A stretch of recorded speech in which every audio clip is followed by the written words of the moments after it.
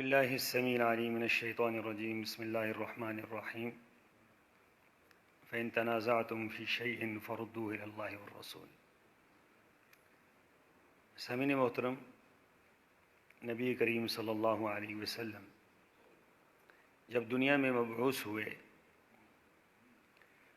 تو دنیا کا جو نظام تھا وہ بڑے عجیب و غریب بنیادوں پر استوار تھا۔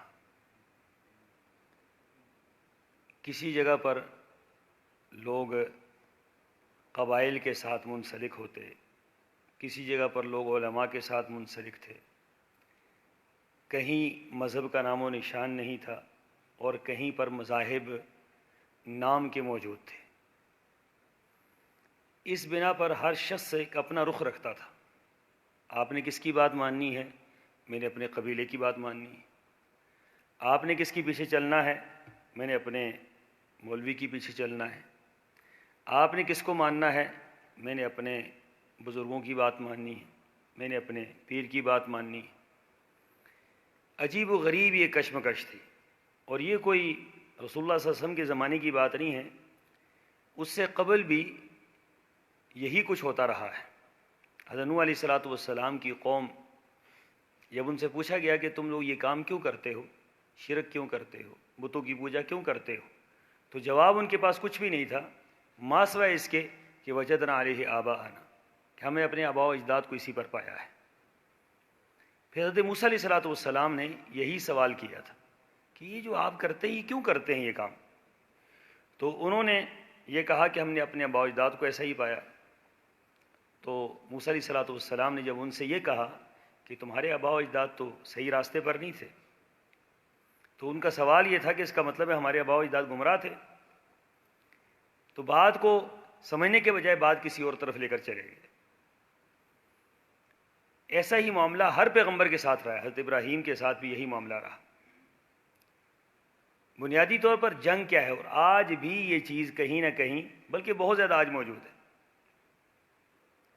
کہ آپ کس راستے پر چلیں، کس کے پیچھے چلیں، کس کو مقتدا مانیں، کس کو رہبر مانیں، کس کو رہنما مانیں، کس کی بات حرف آخر ہے، کس کو آپ ہر صورت میں مانیں گے۔ آج بھی دنیا کے اندر یہی معاملہ ہے۔ آپ دیکھ لیں کہ لوگوں نے مختلف قسم کے اپنے رہبر بنا رکھے ہیں، تو کوشش یہ کرتے ہیں کہ ان کی ہر طرح سے نقل کی جائے۔ آپ نے دیکھا ہوگا بعض لوگ ٹوپیاں بھی ایک طرح کی پہنتے ہیں، بعض لوگ کپڑے بھی ایک طرح کے پہنتے ہیں۔ ان کا پیر اگر کپڑے نیلے پہنتا ہے تو سارے نیلے پہنتے ہیں، سبز پہنتا ہے تو سارے سبز پہنتے ہیں، ٹوپی اگر کسی اور سٹائل کی پہنتے تو سارے اسی طرح پہنتے ہیں۔ یہ مطلب کیا ہے کہ ہم اس کے پیچھے چلنے والے ہیں، یہ ہمارا مقتدا ہے، یہ ہمارا رہبر ہے، یہ ہمارا رہنما ہے، یہ ہمارا سارے معاملات کا جو ہے وہ ذمہ دار ہے، ہم اس کے پیچھے چل رہے ہیں۔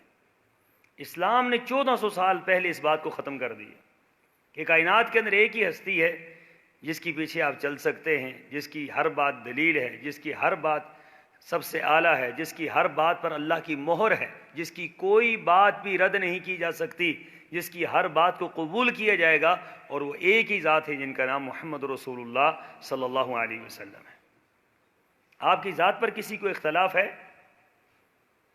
یہ تو اختلاف ہو سکتا ہے کہ میں یہ بات کہوں کہ میں آپ کے مولوی کو نہیں مانتا، آپ یہ بات کہیں کہ میں آپ کے مولوی کو نہیں مانتا، آپ یہ کہہ سکتے ہیں کہ میں آپ کے امام کو نہیں مانتا، میں فلاں امام کو نہیں مانتا۔ کیا اس بات پر مسلمانوں کا اختلاف ہے کہ رسول اللہ صلی اللہ علیہ وسلم کی بات کو کوئی نہیں مانتا؟ جس بات پر اتفاق ہے اس بات پر سب کو اتفاق کر لینا چاہیے۔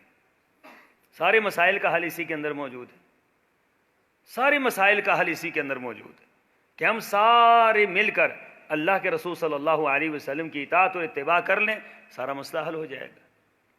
اور یہ بات ہر بندے کو تلاش کرنی چاہیے۔ لیکن یہ کہا جاتا ہے جی جہاں ہے، جو ہے، جیسے ہے ٹھیک ہے۔ کیسا عجیب فلسفہ ہے، کیسے ٹھیک ہے؟ کیا ہم دین ماں باپ کے پیٹ سے لے کر آئے ہیں؟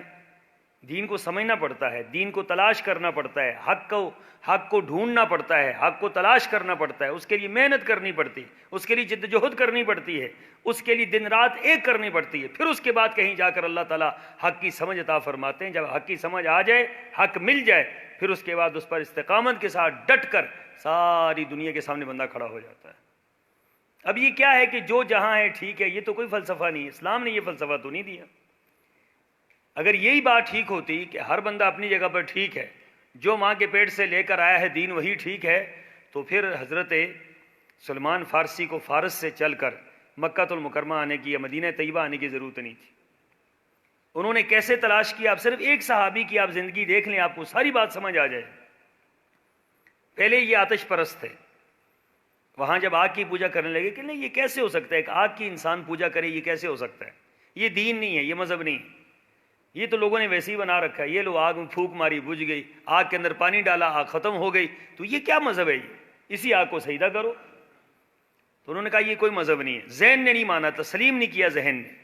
پھر اس کے بعد چل پڑے حق کی تلاش میں، تو یہودی ہو گئے، یہودیت قبول کی۔ اب یہودیت کے اندر انہوں نے دیکھا کہ یہودی علماء بات کچھ کرتے ہیں، کہتے کچھ ہیں، کرتے کچھ ہیں۔ قرآن نے یہی ان کی تعریف بیان کی ہے نا کہ یہودی جو کہتے ہیں وہ کرتے نہیں ہیں، جو کرتے ہیں وہ کہتے نہیں ہیں۔ انہوں نے کہا یہ تو عجیب مذہب ہے، ان کا ظاہر کچھ اور ہے باطن کچھ اور ہے۔ وہاں پر مطمئن نہیں ہوئے، عیسائی بن گئے، عیسائیت قبول کی۔ اب حق کی تلاش میں نکلے ہوئے تھے نا کہ حق مل جائے، تو عیسائیت قبول کر لی۔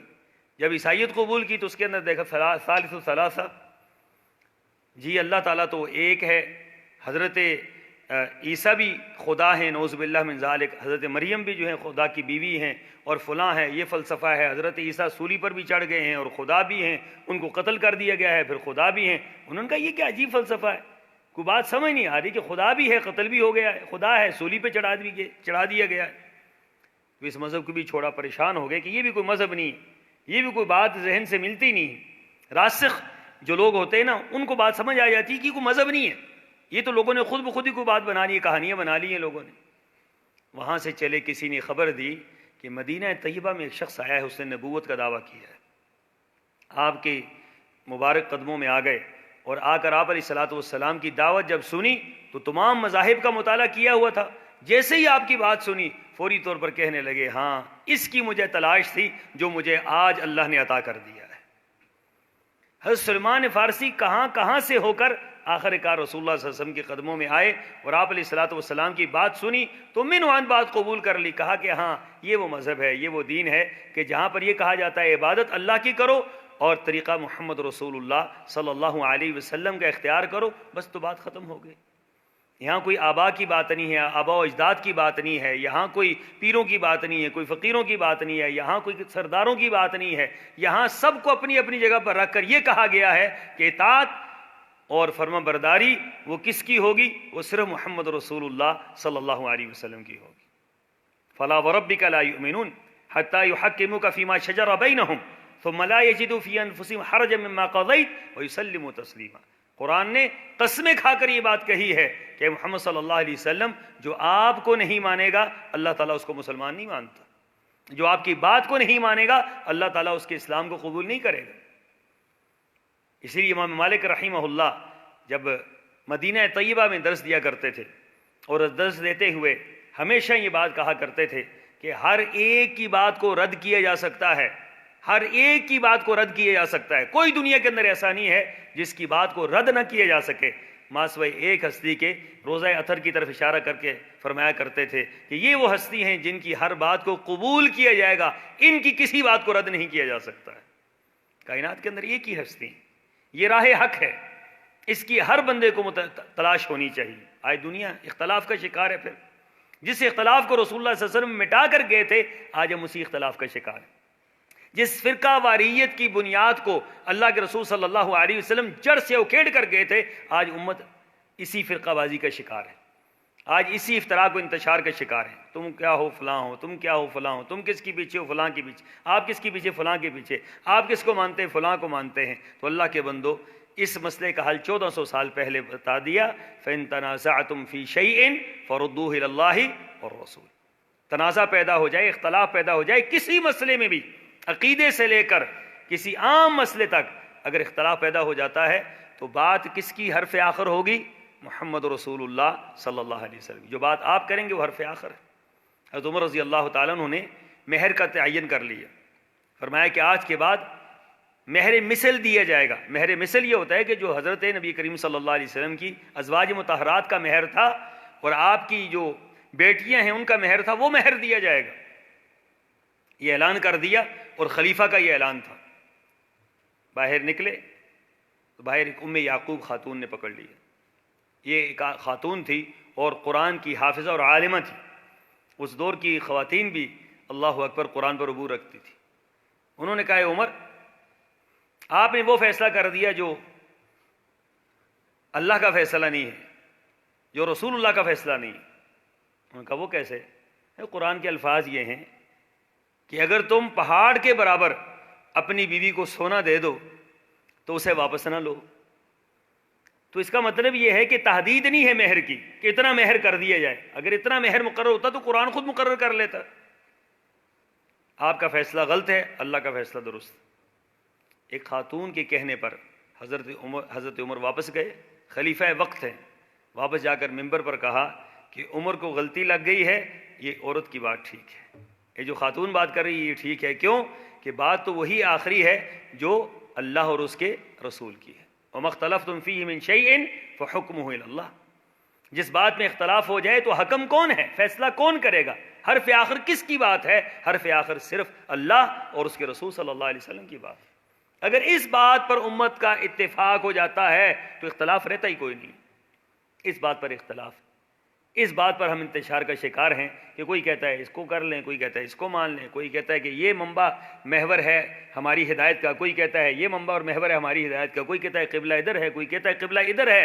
تو پوری زندگی ہم بھٹکتے رہتے ہیں اور پوری زندگی ہمیں سمجھ نہیں آتی کہ ہم کہاں کھڑے ہیں. اللہ کے بندو، قرآن کے بعد کسی اور کتاب کی ضرورت نہیں، رسول اللہ صلی اللہ علیہ وسلم کے فرمان کے بعد کسی اور چیز کی ضرورت نہیں ہے. یہ دو چیزیں ہیں. رسول اللہ صلی اللہ علیہ وسلم دنیا سے جاتے ہوئے یہ فرما کر گئے، وصیت کر کے گئے، سمجھا کر گئے کہ ترکت فیکم امرین لن تضلوا ما تمسکتم بہما کتاب اللہ و سنتی. فرمایا کہ میں تم جا رہا ہوں لیکن تمہیں ویسے ہی چھوڑ کے نہیں جا رہا، تمہیں دو چیزیں چھوڑ کے جا رہا ہوں، دو چیزیں تمہیں دے کے جا رہا ہوں. لن تضلوا ما تمسکتم بہما، کبھی گمراہ نہیں ہو سکتے. تاکید کا صیغہ ہے، کبھی کوئی چیز تمہیں گمراہ نہیں کر سکتی جب تک ان دو کو پکڑے رکھو گے. وہ دو کیا ہیں؟ کتاب اللہ و سنتی، ایک اللہ کی کتاب اور میری سنت. بس یہ دو چیزیں ہیں راہ ہدایت، یہی دو چیزیں راہ نجات، یہی دو چیزیں اختلاف اور افتراق سے بچانے والی، یہی دو چیزیں ہیں جو انسان کو آخرت میں سرخرو کرنے والی ہیں. ان دونوں سے ہم ہٹیں گے تو یقیناً ہم اختلاف ہی اختلاف میں رہیں گے اور ہمیں حق کی کبھی سمجھ نہیں آ سکتی. اور پوری زندگی ہم یہی ٹامک ٹوئیاں مارتے رہیں گے کہ پتہ نہیں کہاں کھڑے ہونا ہے، کہاں نہیں ہونا. آج جب اکثر لوگوں سے بات کر کے دیکھ لیں، لوگ یہی بات کہتے ہیں پتہ نہیں جی کون حق پہ ہے. اس کا مطلب آپ شک کے اندر مبتلا ہے، آپ کو پتہ ہی نہیں ہے کہ حق کیا ہے. تو آپ کس پہ کھڑے ہیں؟ آپ کی بنیاد ہی درست نہیں ہے. اگر آپ کو پتہ ہی نہیں ہے کہ حق کیا ہے، پھر آپ کیسے کھڑے ہیں اس بات پر؟ پھر آپ کا عقیدہ کیا ہے؟ آپ کی نماز کیا ہے؟ آپ کا روزہ کیا ہے؟ آپ کی زکوٰۃ کیا ہے؟ آپ کا حج کیا ہے؟ بنیاد کیا ہے آپ کی؟ اس لیے حق کا پتہ بھی ہونا چاہیے، حق کا یقین بھی ہونا چاہیے. ہمیں حق کا پتہ ہے کہ حق قرآن ہے، حق حدیث ہے، اور یقین ہے کہ اللہ تعالیٰ نے اسی کو ہدایت کا اور نجات کا ذریعہ بنایا ہوا ہے. اس سے ہٹ کر کوئی چیز اور نہیں. اللہ تعالیٰ مجھے اور آپ کو سمجھنے کی، عمل پیرا ہونے کی توفیق عطا فرمائے. وآخر دعوانا ان الحمد للہ رب العالمین.